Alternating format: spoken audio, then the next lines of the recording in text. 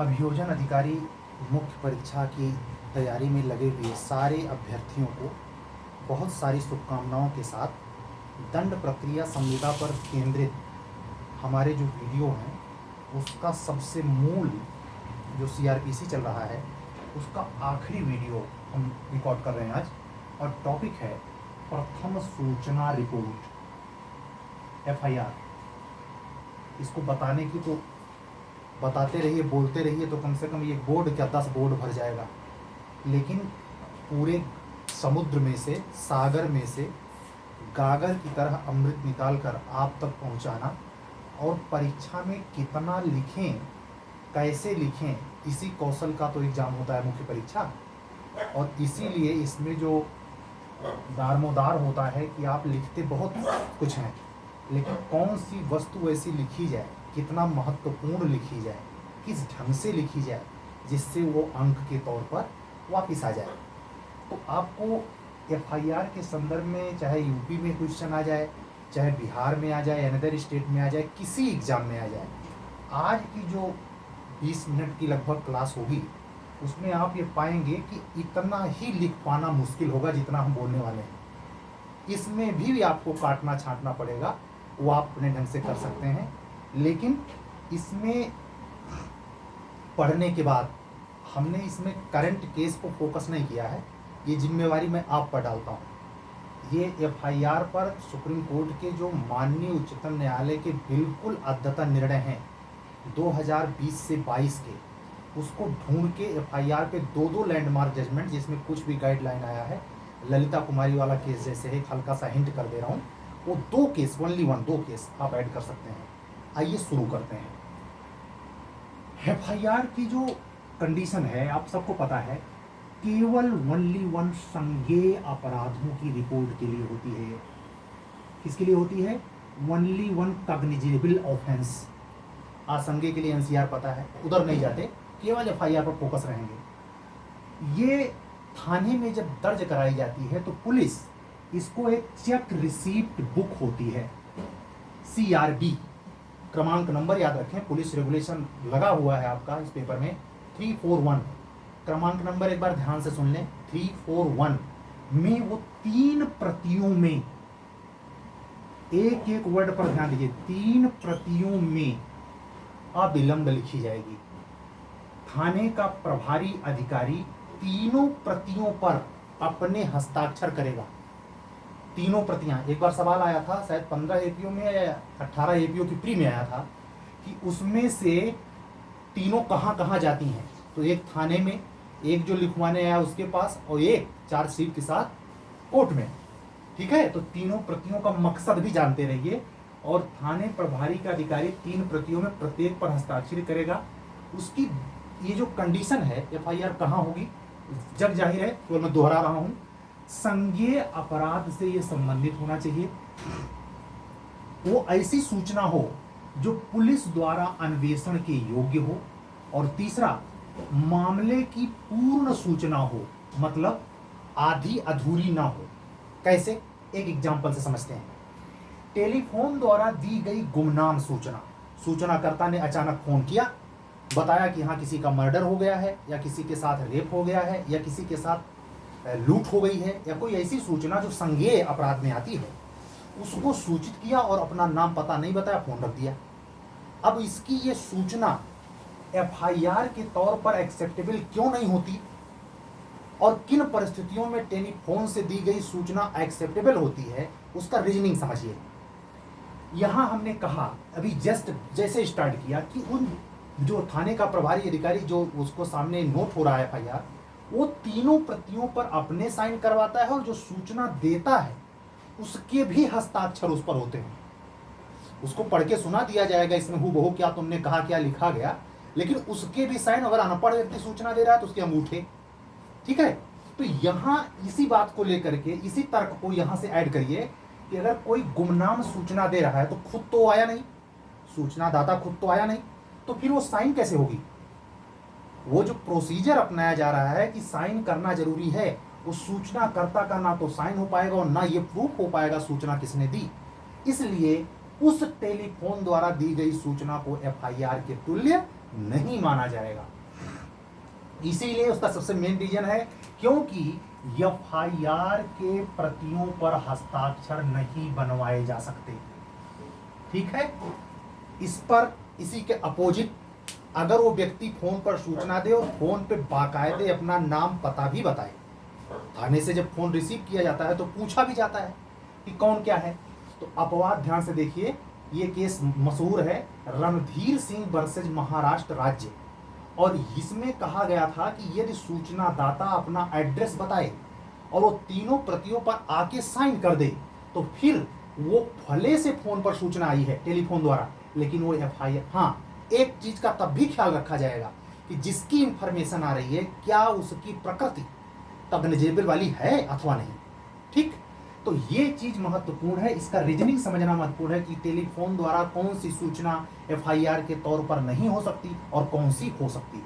ठीक, एफआईआर कौन दर्ज करा सकता है, अगला टॉपिक, कौन एफआईआर कौन दर्ज करा सकता है। पहला, विक्टिम, पीड़ित व्यक्ति, भुक्तभोगी, भाई इसको स्वाभाविक है, इसको पहला हक है। अगर वो इतना घायल है, इतना मृत प्राय है कि नहीं घटनास्थल तक पहुंच सकता, तो परिवार का कोई सदस्य, कानून अलाउ करता है कि वो जाके एफआईआर कर दे, या कोई ऐसा अन्य व्यक्ति जिसे घटना के बारे में ज्ञान हो। वो कैसा हो सकता है, संगी हो सकता है, साथी हो सकता है, मित्र हो सकता है, शुभचिंतक हो सकता है। क्या शर्त है, केवल घटना के बारे में ज्ञान हो, ध्यान रहे। ऐसा कहने का मतलब वो गवाह हो जरूरी नहीं है, केवल उसको नॉलेज हो और इनमें से कोई हो, उसका सन्निकट वाला हो, तो अन्य व्यक्ति की श्रेणी में आएगा और एफआईआर वो दर्ज करवा देगा। इसके लिए सन 72 में सुप्रीम कोर्ट का उत्तर प्रदेश राज्य से जुड़ा हुआ एक केस है। इस केस को याद रखें, चंद्रभाल बनाम उत्तर प्रदेश राज्य, चंद्रभाल बनाम उत्तर प्रदेश राज्य, 1972 सुप्रीम कोर्ट का जजमेंट है ये। ठीक है, और चौथे पॉइंट पे स्वयं अभियुक्त भी दर्ज करा सकता है, परंतु यह सूचना उसके विरुद्ध सबूत में प्रयोग नहीं आएगी। ध्यान दीजिएगा हम क्या कह रहे हैं, ये जो अभियुक्त जाकर के खुद कह दे रहा है ये सबूत में प्रयोग में नहीं आएगी। ऐसा क्यों है, ऑलरेडी वो अभियुक्त है और जहां ये जाकर के कुछ बक रहा है, पुलिस आ गई तो एविडेंस सेक्शन 25, ध्यान दीजिए, वहां कैसे रोकता है और वहां छिपा हुआ है ऑटोमेटिक। अभियुक्त जब स्वयं साबित हो गया, याद कीजिए सीताराम प्रसाद वाला केस, और अभी आगे चल के एक निसार अली बनाम उत्तर प्रदेश का केस, बहुत पुराना 1957 का सुप्रीम कोर्ट का जजमेंट है, जिसमें ये सूचना उसके विरुद्ध सबूत में प्रयोग में नहीं लाई जाएगी। इतना कहने से काम नहीं चलेगा, रीजनिंग समझें। वजह क्या है, क्योंकि ये जो बयान वो दे रहा है किसके सम्मुख दे रहा है, एक्सेप्टेंस किसके सम्मुख कर रहा, पुलिस के। तो सिवाय वो तथ्य जो सेक्शन 27 एविडेंस के दायरे में आएंगे, उसके अलावा कोई भी इसके विरुद्ध साबित नहीं किया जा सकता। एक और केस उड़ीसा राज्य का था, मदन प्रधान बनाम स्टेट ऑफ उड़ीसा, 1982 का ये केस है, आप इसको जोड़ सकते हैं। लेकिन एक अपवादजनक, ये जब सूचनाकर्ता स्वयं अभियुक्त बन जाता है तो एक पर मशहूर बहुत लैंडमार्क जजमेंट है ये, अग्नू नागेसिया बनाम बिहार राज्य। एविडेंस में आपको बड़े धड़ल्ले से मिलेगा ये, अग्नू नागेसिया बनाम बिहार राज्य। ठीक है, लेकिन ये एफआईआर जो अभियुक्त दर्ज करा रहा है, इसकी कुछ तो क्वालिटी होगी, कुछ तो बेनिफिट होगा, कुछ तो इसके एलिमेंट होंगे जो अभियोजन में फायदा पहुंचाते हो, मदद करते हो, वो ये है। ध्यान से देखना, एफआईआर का उपयोग निम्न रूप में हो सकता है। ये जो चीजें हो रही हैं सेक्शन 8 एविडेंस एक्ट के अंतर्गत, हेतु को साबित करने के लिए, तैयारी को साबित करने के लिए, पूर्व या पश्चात का आचरण अगर प्रूफ हो जाए तो सेक्शन 8 में इसकी रिलेवेंसी है, ध्यान देना। और उक्त सूचना में किसी अन्य तथ्य को अगर स्वीकार किया गया है, जैसे भी थोड़ी देर पहले मैंने 27 की भी बात की, और साथ ही 27 को एक और आवरण से ढका गया है। एविडेंस अगर पढ़ें आप 21 एविडेंस एक्ट क्या कहती है आपको, कि जो साक्ष्य विधि में ग्राह्य होगा, क्यों, क्योंकि जो एक्सेप्टेंस हो रही है, स्वीकृतियां जो हो रही हैं करने वाले व्यक्ति के विरुद्ध दो बातें ध्यान से सुनना, स्वीकृतियां करने वाले व्यक्ति के विरुद्ध या उनकी ओर से साबित की जा सकती हैं। ये बात कौन कह रहा है? 21 एविडेंस एक्ट। इसका मतलब ये हुआ कि चाहे अभियोजन की तरफ से चाहे बचाव की तरफ से जो बात एज ए अभियुक्त एकदम फर्स्ट प्राइमरी रिपोर्ट पर कही गई है, उसका, उस कथन का, उस चीज का, तथ्य का जब ट्रायल चलेगा तो यहां उसके विरुद्ध या उसके ओर से वो कथन साबित किया जा सकता है। लेकिन वो तथ्य जो उसको दोषी साबित कर दें, दोषी साबित करने के लिए नहीं, सबूत के तौर पर उसका प्रयोग नहीं होगा। इस चीज को डिफरेंशिएट समझ लें। 21 क्या कहती है, 25 क्या कहती है, ये सब आप पढ़े हुए लोग हैं। 26 क्या कहती है, 27 क्या कहती है, तो इसके डिटेल में हम नहीं जाते, इतना लंबा क्लास नहीं करेंगे। हम ये मान के चल रहे हैं कि ये क्लास बिल्कुल फोकस है मेंस लिखने वालों पर, और उनका दिमाग का घोड़ा बहुत तेज इस समय चल रहा है, एकदम चाकू की धार तेज है, जितना पढ़ा जा रहा है, थोड़ा कहें तेजी से पकड़ लीजिए। अगला पॉइंट देखें, तीसरा, अभियुक्त व्यक्ति द्वारा लिखाई गई एफआईआर घटना स्थल पर अभियुक्त के उपस्थिति को दर्शाने के लिए प्रयोग में आ सकेगी। देख कितना एक महत्वपूर्ण कंटेंट मिल रहा है।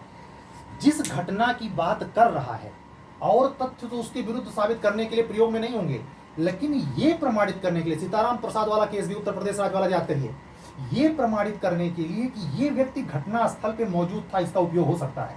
लेकिन ध्यान रखिए, सहजराम, ये केस बहुत इंपॉर्टेंट है, सहजराम बनाम उत्तर प्रदेश राज्य, सहजराम बनाम उत्तर प्रदेश राज्य, ये केस है 1973 सुप्रीम कोर्ट का, जिसमें क्या कहा कि अगर अभियुक्त ने एफआईआर दर्ज कराई है या सूचनाकर्ता के रूप में आया है और बाद में वो अभियुक्त साबित हुआ है, उसकी बातों से वही अभियुक्त रहा, तो उन स्थितियों में उस कंटेंट को जो एफआईआर में दर्ज हुई मोटिव के तौर पे, ये जो सेक्शन 1 में भी थोड़ी देर पहले हम बात कर रहे थे, इसी को कंट्राडिक्ट करता है सुप्रीम कोर्ट का सन 73 का जजमेंट, जिसमें जनरली तो कहा जाता है कि उस बयान को जो एफआईआर के तौर पे दर्ज हुई है उसको सेक्शन 8 में एक्सेप्टेबल है, पूर्व या पश्चातवर्ती आचरण में उसको एक्सेप्ट किया सकता है। लेकिन सुप्रीम कोर्ट कहता है उसका मोटिव, हेतुक, समझना, उसका मोटिव साबित को जांचा नहीं जाएगा। मतलब अभियुक्त के दिए गए बयान को जो थाने के अंदर आके दिया गया है, उसके बयान से मोटिव उसका, यानी मर्डर, अपराध करने का मोटिव चेक नहीं किया जा सकेगा। सुप्रीम कोर्ट किसमें कहता है? बहुत महत्वपूर्ण लैंडमार्क जजमेंट, सहजराम बनाम उत्तर प्रदेश राज्य 1973 सुप्रीम कोर्ट, याद रखिए। ठीक, अब आते हैं एफआईआर में कौन कौन सी विषय वस्तु होनी चाहिए। एक महत्वपूर्ण टॉपिक बच रहा है। इस टॉपिक को कवर करने में 3-4 केस का सामना हो चुका है, और साथ ही एक बात, हाँ एक चीज यहां छूट गई, ये जो फोन पे सूचना आती है और तीनों प्रतियों में हस्ताक्षर नहीं हो पाता, तो उसके लिए एक महत्वपूर्ण केस और है, गुजरात बनाम कालिदास का, गुजरात हाई कोर्ट का 1980 सुप्रीम कोर्ट हाई कोर्ट का है। इसमें क्या हुआ था, ठीक वही बात जो रणधीर सिंह वर्सेस महाराष्ट्र आज में कही गई कि अगर सूचना देने वाला फोन पर अपने एड्रेस नाम वगैरह सब क्लियर बताता है और थाने पे आकर उस पर साइन कर देता है, तो फिर वो एफआईआर के तौर पे एक्सेप्ट होगी। सेम बात गुजरात बनाम कालिदास 1980 गुजरात हाई कोर्ट में भी कही गई थी। ये केस ला छूट गया। आइए इधर, एफआईआर देने का स्थान और विषय वस्तु, एफआईआर कहां दी जा सकेगी, जरा गौर करना। पहले नंबर पर पुलिस थाने में, पहले नंबर पर पुलिस थाने में, थाने के, और दूसरे नंबर पर थाने के भार साधक अधिकारी को। ये दोनों एक ही बात लगभग है, लेकिन थोड़ा सा समझें। बाई द वे, थाने का भार साधक अधिकारी कहीं आउट ऑफ स्टेशन है, पुलिस स्टेशन, तो भी एफआईआर दर्ज होगी। ऐसा नहीं कि उसका रहना जरूरी है। आप पढ़ा ना पुलिस रेगुलेशन में, लेखक मुहर्रिर वाला चैप्टर याद कीजिए, उसका यही काम है। और वो ये भी तय करेगा मामला एनसीआर में जाएगा या एफआईआर में, एनसीआर समझ लेना। फिर आइए देखिए, इसकी जो प्रोसीजर अपनाता है थाने पर वो पुलिस अधिकारी या लेखक मुहर्रिर, पुलिस रेगुलेशन का पैरा 97, खूब ध्यान से पढ़िए यार, चैप्टर नंबर इसका याद रखिएगा। जहां तक 8 या 9 होगा मुझे क्लियर नहीं याद है इस समय। ये चैप्टर नंबर और पुलिस रेगुलेशन का पैरा नंबर 97, इसके तहत थाने का भार साधक अधिकारी। एक स्टेज और है, पहला तो हुआ पुलिस थाने में एफआईआर, दूसरा उच्च पुलिस अधिकारियों को,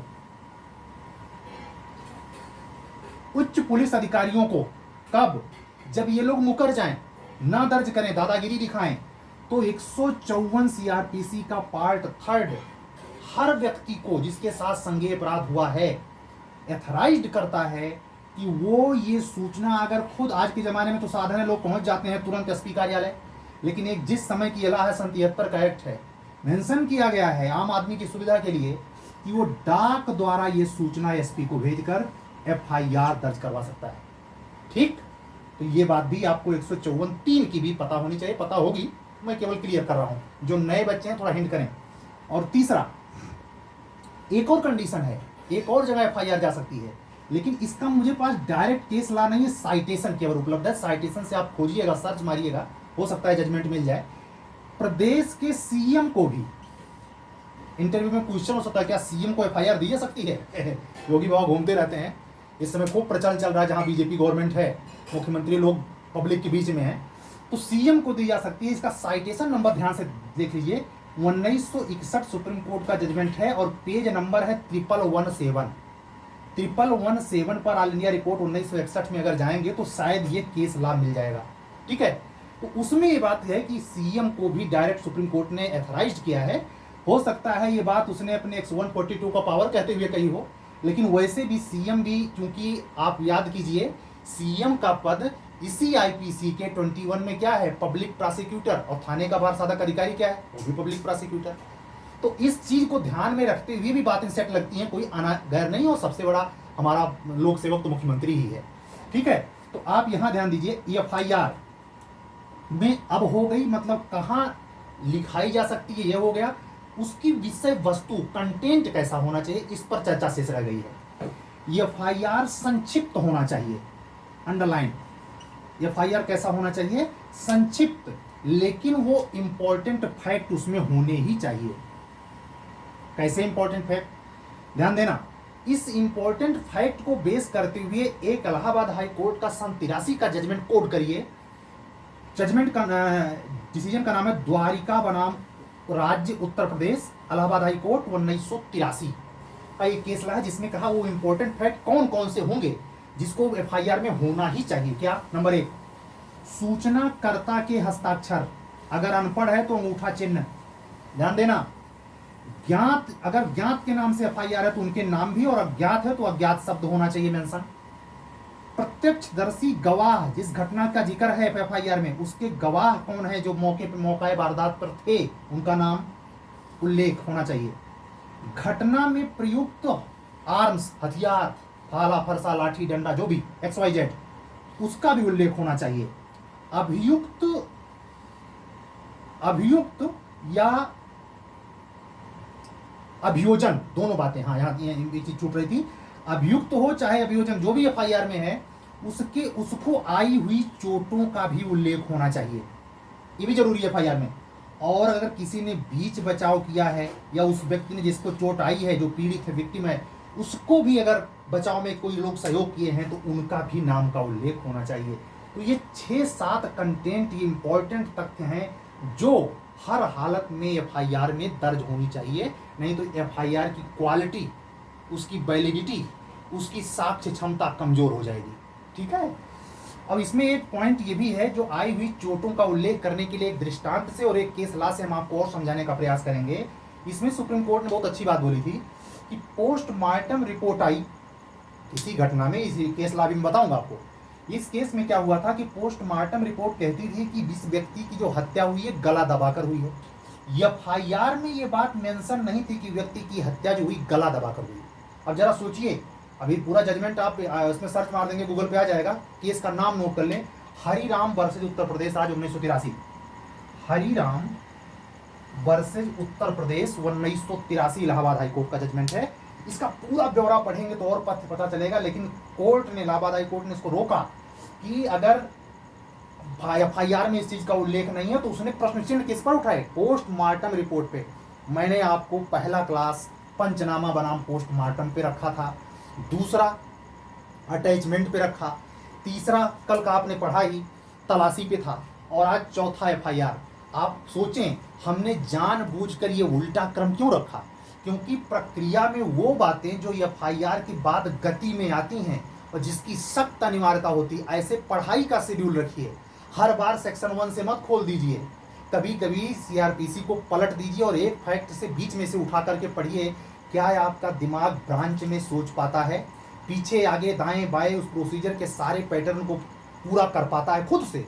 क्या ट्रायल में जितनी चीजें एक साथ घटती हैं उसका प्रक्रम आपको पता है? ऐसा नहीं कि जब आप समन ट्रायल पढ़ रहे हो, समरी ट्रायल के बारे में देख रहे हो तो ही उसके बिंदुओं को टच करें। नहीं, आप अटैचमेंट भी पढ़ रहे हो तो आपके दिमाग में ट्रायल चले। आप अगर 82-83 की कार्रवाई पढ़ रहे हो तो भी आपके दिमाग में ट्रायल चले। ट्रायल हमेशा चले विद इन्वेस्टिगेशन, विद एफआईआर के पहले की स्थिति। ये सारा माइंडसेट एकदम एक्यूरेट जब रहेगा तभी आपको दंड प्रक्रिया संहिता समझने में या प्रक्रिया विधि को संपूर्ण रूप से समझने में, और अगर ये पुलिस रेगुलेशन या अन्य डायरेक्ट से कनेक्ट होता उसको कनेक्ट करने में आपको मदद मिलेगी। तो आज का दंड प्रक्रिया का हमारा क्लास पूरा हुआ। अब हम कल आईपीसी पर हमारा रहेगा 4 क्लास आईपीसी पे रहेगी, फिर 4 क्लास एविडेंस पे रहेगी। एविडेंस में जानबूझ के उधर खिसका रहा हूँ जिससे एविडेंस का फायदा आपको इस एग्जाम में चाहे बिहार हो यूपी में जरूर मिले। ठीक है, सत्यमेव जयते। बहुत बहुत शुक्रिया।